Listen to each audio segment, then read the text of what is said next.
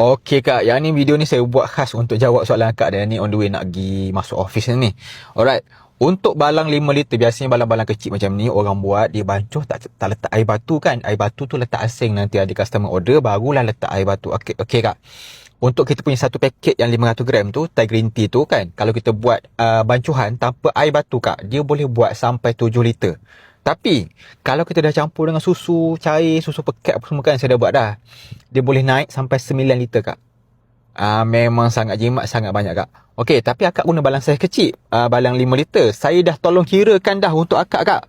Kalau guna 5 liter air, penggunaan serbuk dia adalah sebanyak 358 gram sahaja. Jadi akak kena timbang lah nanti. Lepas tu susu pula nanti akak kena adjust sendirilah banyak mana nak kena letak. Sebab saya tak try lagi tu sukatan susu untuk 5 liter.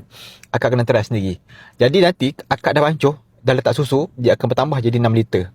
Dan kalau akak nak tuang dalam cawan cup saiz 16, akak hanya guna 120 ml sahaja.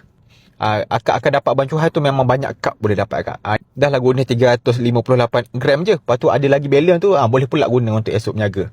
Dia memang boleh bancuh banyak kak. Kalau akak nak try dulu, akak boleh try yang 200 gram lah. Kalau nak try dulu, senang je kak. Yang ni, yang kita punya ni tak perlu nak kena rebus, tak payah. Terus bancuh macam tu je. Warna dia pekat, rasa dia pun sepekat dengan warna dia kak.